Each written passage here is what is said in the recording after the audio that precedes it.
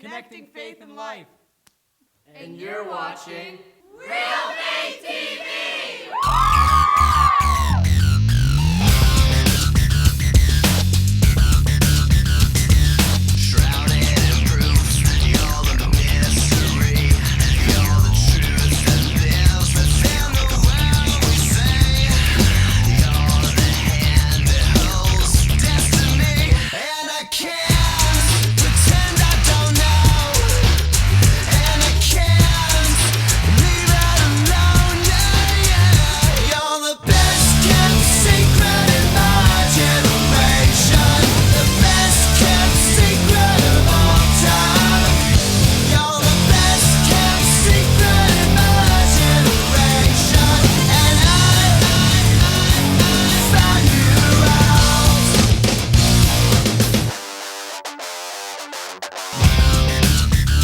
Life is important from conception to natural death, so we should always just respect that and stand up for the people who can't stand up for themselves.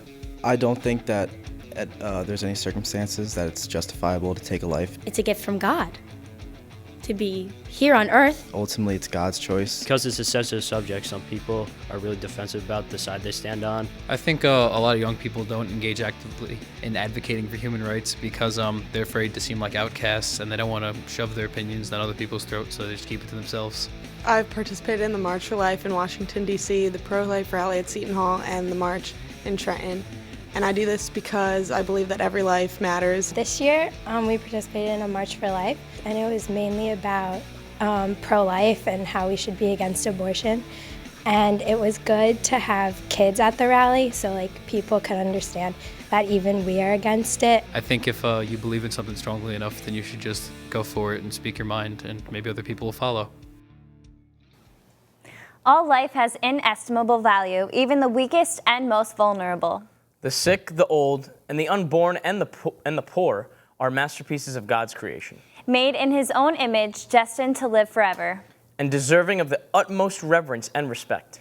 That was a quote from Pope Francis at the annual Day for Life in Britain and Ireland on July 28, 2013.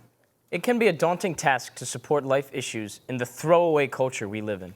If it doesn't work, throw it out. It would take too much time and money to fix. This attitude bleeds through into how we look at the unborn, the sick, the poor, and the elderly, to all those who are vulnerable. How can we counter this culture and way of thinking? How do we support a culture of life and educate others that all life is sacred?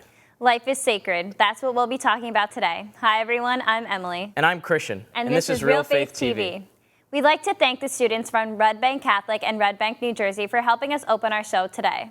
And for sharing their views on what it means to stand up for life in a culture that often devalues it. We'll hear from them again as part of our wildcard segments, but first, let's meet our spotlight guest, Sean Sanford. He'll talk about why every single life is sacred and has dignity. And why respecting life has become a divisive issue in our modern world.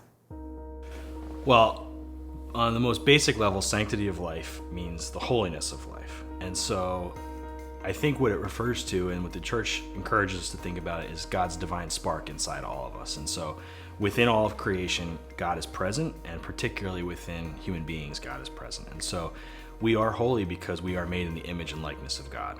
I think when it comes to the sanctity of life, one of the things that divides people is the basic idea of who makes the determination, who decides what is divine, what is holy, what is worth preserving, right? And so there are people who think that all life is worth preserving, and there are people who think that some life is worth preserving. And the problem, in a lot of ways, is I think we've lost the ability to talk to each other about our differences in beliefs.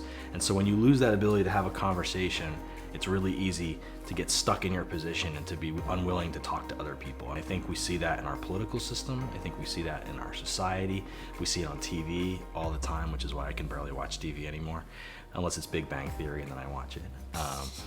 Do I agree that society values the quality of life more than life itself? I think they do sometimes. Sometimes we look at people who are alive and we look at how poor their lives are and we think, and I think this is wrong, but I think sometimes people think they'd be better off if they weren't alive at all. And so unfortunately, what ends up happening is we become much more focused on the things that we want in life rather than the basic necessities of life. And so we lose sight of the fact that the first step, the fundamental beginning, is that someone actually is alive, right? And when we lose sight of that, we get into all sorts of weird conversations about what does it mean to be human and who deserves to be alive and who doesn't. But at the same time, it's really, the quality of life is really important too. And it's I think one of the great mistakes to think my job is just to protect life and make sure that people get a chance to live, and then not to take on responsibility for justice, which is how people live in our society. I think he makes a really great point about the quality of life versus life as a whole. Yeah, and the fact that like some people are just so stubborn to even have that conversation, when having that conversation is very healthy and opens up for different opinions. Well, let's see what our studio guests have to say about this topic. Okay, they are Juliet, Ryan, Jenna, Faith, Caroline. and Alec. So why does the concept sacredness of life divide our country and our world? It's almost like some people's lives are more important than other people's, and some people deserve to live and some people don't.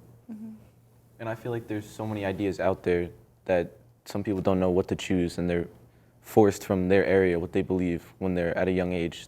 Yeah, it's definitely based on how you're nurtured, essentially. So, our spotlight guest, Sean, understands quite personally what it means to be a defender of life. He'll share the story of how his wife Lisa helped him experience the gift of life every day of his marriage. In 2001, I started dating this woman named Lisa. And one of the things I found out about Lisa is that she had an illness from birth that caused a short lifespan. So the average person who had this disease was only going to live till about 28 or 29 years old. And we started dating when we were 26 years old. And I went on to marry her, and we were married for 11 years. And when Lisa got sick and finally passed away, it reminded me that one of the great advantages of our marriage was that we never took advantage of any day. Every single day was holy for us. And so it made our marriage fun and exciting, and we never got bored of each other. When I got married, my wife's life expectancy was only a couple years older than we were at the time, a couple years longer, but it got better every year, and she stayed healthy, which I was so grateful to God for. But it made me so aware and so happy for every moment we shared where she was able to do the things that she wanted to do. And she did amazing things, and that was one of the parts of being married to her that was so exciting, was that she had this disease that a lot of people would have said, oh, I'm sick, I'm not gonna try, I'm gonna give up. But she went to medical school when they told her she couldn't make it through medical school. She went through internship. She became a resident at one of the most prestigious hospitals in the world. She went on to do a fellowship. She had this extraordinary life. She wrote books, and she did it all while having this sickness hanging over her that took up hours of every day of her life. So for me, Lisa modeled really what it meant to live a beautiful life, and what it meant to kind of really respect the sacredness of life. After my wife passed away in April of 2015, I didn't have any words to describe how I was feeling. I was so sad, and I was so destroyed by what had happened that I wanted a way to talk about my wife and to remember her and to help people remember the kind of person she was. What I ended up doing was posting a picture of my wife every day for a year on Facebook. And it was pictures of us together, pictures of her when she was a little girl, pictures of her with her mom and her dad and her sister and her cousins, with our friends, lots of pictures of her with our dog. She loved our dog, with our animals here on the farm. It became a way not only for me to remember, but also a way for our community and people who loved her to remember. I think it was important to try and find a way to say, this life, this one life, meant something incredibly important to me and to so many other people. And in the end, I think not everybody can have that happen, but every single life is that valuable. Every single life is that important. You know, whether it's a saint or a criminal, God sees every life as that valuable. So why do you think many people view the quality of life as being more important than life itself? Well, I really liked what Sean said in the video, that they didn't take each day for granted, and how, like, even in the hardest times, they lived life to the fullest. Great point. And I feel like a lot of people these days focus on, like, their quality of life, and they want it to be high quality. Like, they're saying, oh, well, I gotta live in a mansion, I gotta have a sports car or something. They have to have this, they have to have that. And some people, when they get that, it doesn't really turn out to be all that it was thought to be. I think sometimes we tend to forget that our goal in life is to go to heaven. So sometimes our life isn't that great, but as long as we're trying to achieve the goal of heaven, everything will be okay in the end. Let's meet our first wildcard guest, Emily, who will share the story of her sister Sarah and how her innocent life brought about a renewal in the faith of her whole family. When I was 2 years old, my mom got pregnant with her 5th child, and I just remember going to her sonograms with her. I don't really remember much from, when she was pregnant or when the baby was even born, but she was born premature, and she was born September 18th, 2001, and initially the doctors didn't know anything was wrong with her, except the fact that she was premature, but it so happened that the doctors confirmed that she had a chromosome disorder, which would have been picked up in an amnio test that my mom could have got when she was pregnant. My father and her always knew that right from the second that they got married that they would do anything for their kids. Nothing would change their mind about any type of child if anything was wrong with it. 6 days after she was born, Sarah wound up passing, and my family really wasn't much of, we're Catholics, but we weren't so much practicing Catholics. But from the day really that Sarah passed, we have been going to church all the time, and it's just brought us closer to God and brought us closer in our faith. The experience with Sarah definitely made me realize how valuable life is and how valuable everyone is from the time they're born to the time they pass. It's really amazing the impact that Emily's sister, Sarah, really had on her and her family's life. As followers of Christ, we love each other regardless of how sick someone may be or how long they will live. Catholic social teaching tells us that as Catholics, we are called to care for family, friends, and strangers, all things created by God. Catholic social teaching refers to this as life and the dignity of the human person. The dignity of the human person gives humanity certain rights that must be upheld and defended if necessary. These rights include the right to life, the right to food and shelter, and the right to education and housing. We are called to be Christ to the poor and vulnerable. We are called to defend the dignity of the human person. Next, Sean talks to us about how we can better understand Catholic social teaching as it applies to protecting life at all stages. And how a conversion of hearts on this issue can lead to us forming a culture of life. If you don't start by recognizing the intrinsic dignity of all life, because we're made in the image and likeness of God, because we share in God's divinity by being made in the image and likeness of God, you'll never be able to understand all the other parts of Catholic social thought that call for a more just world. There's this great saying that Catholic social teaching is a seamless garment. And what that means is that every piece of it is kind of woven together. And it really respects life from the beginning to the end and everything in between. And sometimes we get stuck on the beginning, or we get focused on the end, or maybe a piece in the middle. The way we're being taught to live is to respect all of it and work for justice through all of it. So Catholic teaching calls us to promote a culture of life, a culture where the dignity of all people is respected, where we protect people from the womb to the tomb, as they say, where we respect the environment.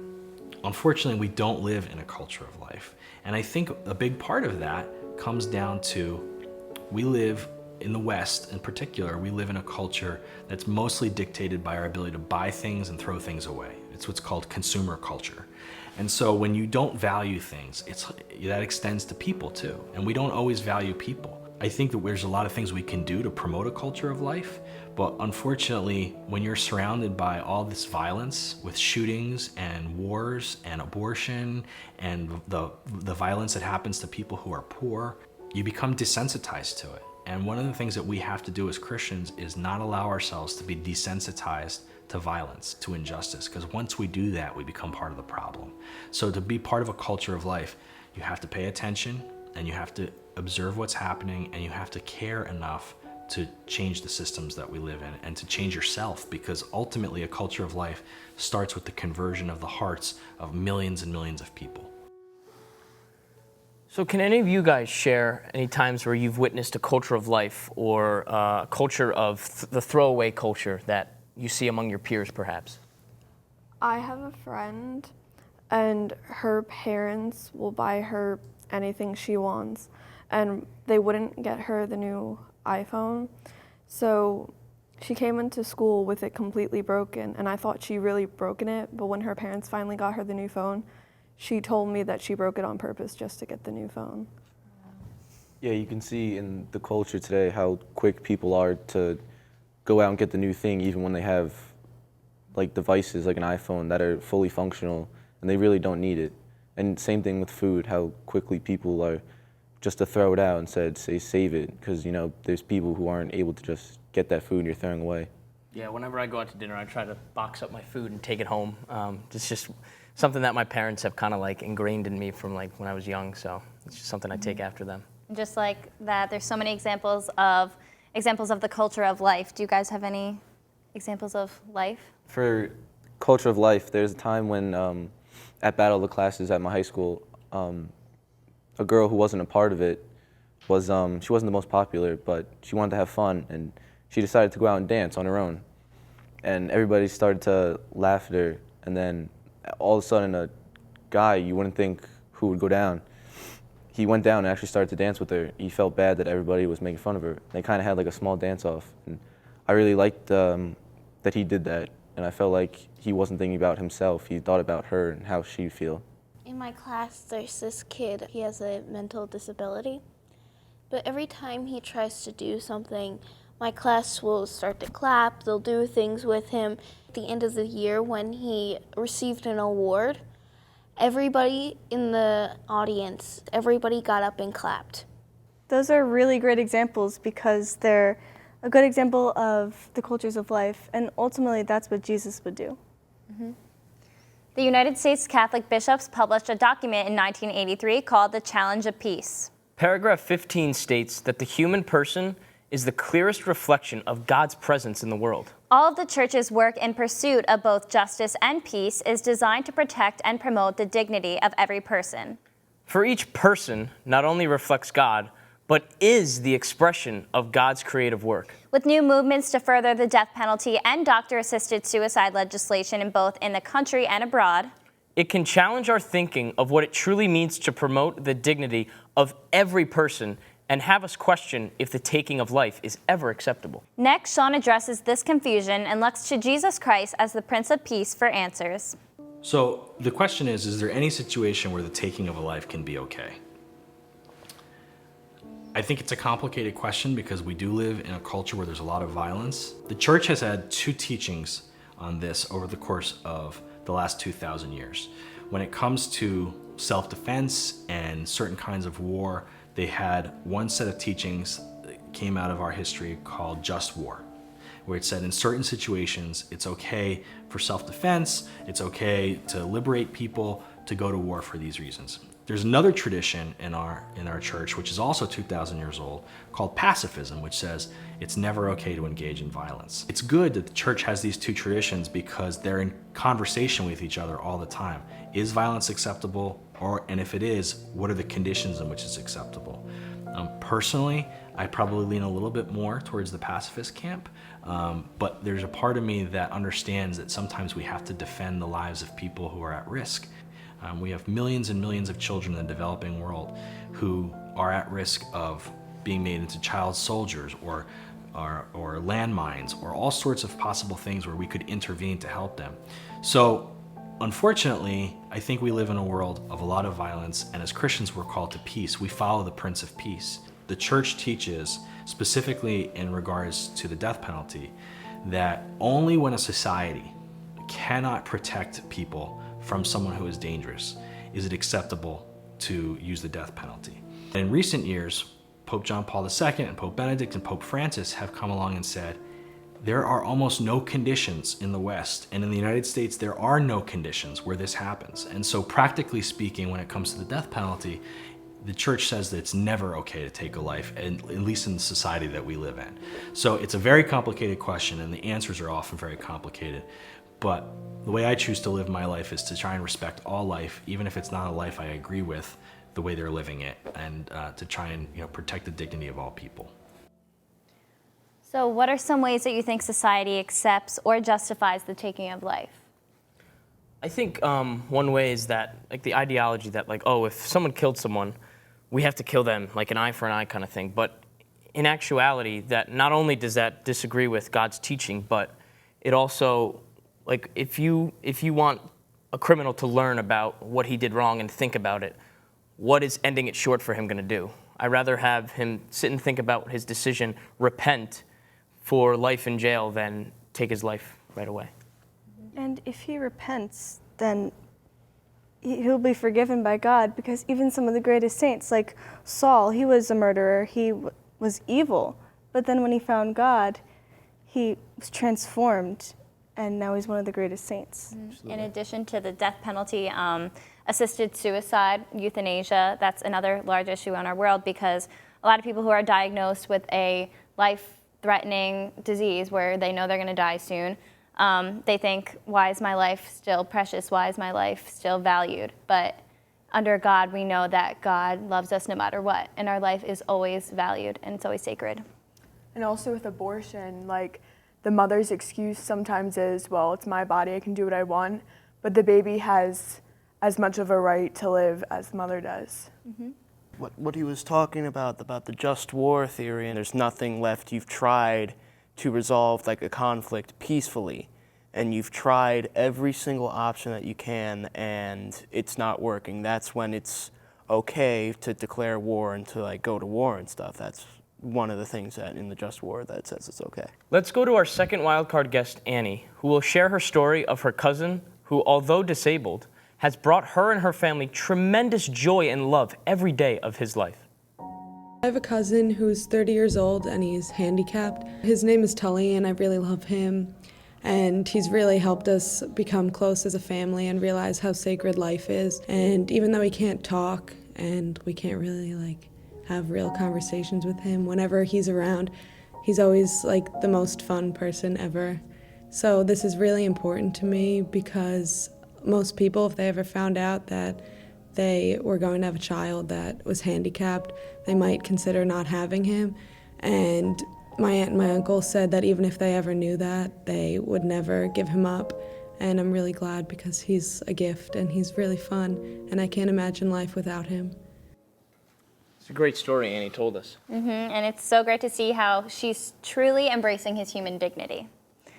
Did you know that our Catholic faith calls us to be activists? We are called to act in any situation where the dignity of the human is being denied. Not only should we help those who are helpless, but we should advocate or speak up for those who cannot do this for themselves. We hear the Holy Spirit referred to as the advocate.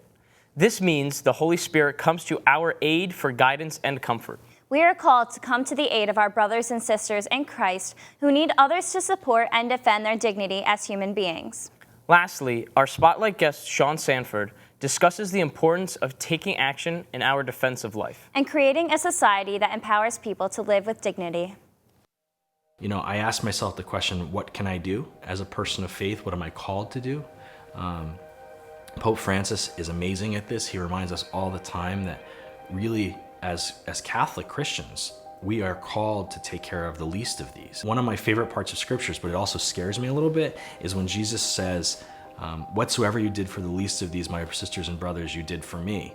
And what you didn't do for them, you didn't do for me either. That's kind of scary, because it's the final judgment, really, is what he's telling us, is that the quality of our life, how we lived our life, is ultimately about how we responded to the people who are suffering, oppressed, and treated the worst in our world. So at the heart of Catholic social teaching is not only how do we live better, but how do we help other people to live in a way that they have dignity. So at the beginning, we have to start with somebody's ability to even live, right? And so the question that comes up so much in our society is about the unborn. My answer is always, are we creating a society where people don't have to have abortions? Are we creating a society where people are not in a situation where they feel like they don't have a choice? I was once told by somebody in the city of Camden at this great organization called the Romero Center, they said, you know, oftentimes people who are poor only have poor options. What I have felt called to do in terms of the sanctity of life for the unborn is Do I help people who are in need, who feel like they don't have any choices? Do I advocate for young women in particular? We really have a responsibility to help empower people to live so that they can make the right choice. To me, the bravest thing a person can do when they are confronted with fear and anxiety and the sense that they're losing control of their life if they find that they're pregnant is to make that choice to keep the child. And my job then is to do everything I can to make that possible.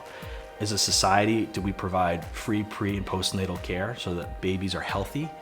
These are the kind of things that we can't forget, because if we focus only on what happens up until the moment they're born, we're really not honoring what the church teaches. We have to take all of it into consideration. You know, he has some great ideas for what the church teaches. So what practical things can we do each day to keep the sacredness of life in our minds and our hearts? I think I can even do something as simple as keeping those people in my daily prayers and nightly prayers. And something that I could do is participate in the Right to Life March in D.C., like my brother did a few times. And I also do a Hispanic mission at a local church in my town. Yeah. Another option is volunteering at soup kitchens and nursing homes. And just even showing dignity for the homeless people themselves, and like kind of just doing more for them instead of just passing them by and not even giving them a thought, definitely will show that their lives are sacred just like everyone else's. When I went to New York City a few weeks ago, whenever we go, we always see homeless people just sitting in the corner with no food and no shelter. So we decided to bring peanut butter, jelly sandwiches, and water bottles to give to them because they're hungry and we have foods and their life is just as important as ours. My family and I, we always donate like clothes to like the Big Brother and Big Sister Foundation. We do that all the time. Or even like the story I said before when the girl was dancing and my friend went down and danced with her. After that happened, I said to him, I said, hey, look, that was really nice what you did. The Catholic Faith Handbook for Youth reminds us that the homeless man on the street, The immigrant who crosses our borders illegally. even the prisoners in our jails, all share the same human dignity that we have. Because of this, God calls us to consider each and every human being as another self. Recognizing the sacredness that exists in each and every human being, we must help support those who are the least of us. How do we do this? We volunteer at pro-life pregnancy centers, organize a clothing and food drive to help support struggling mothers and their babies, Care for the poor and vulnerable by serving food at a food kitchen, help stock up a local food pantry, or volunteer to man it for a couple of hours each month. or organize a beach cleanup.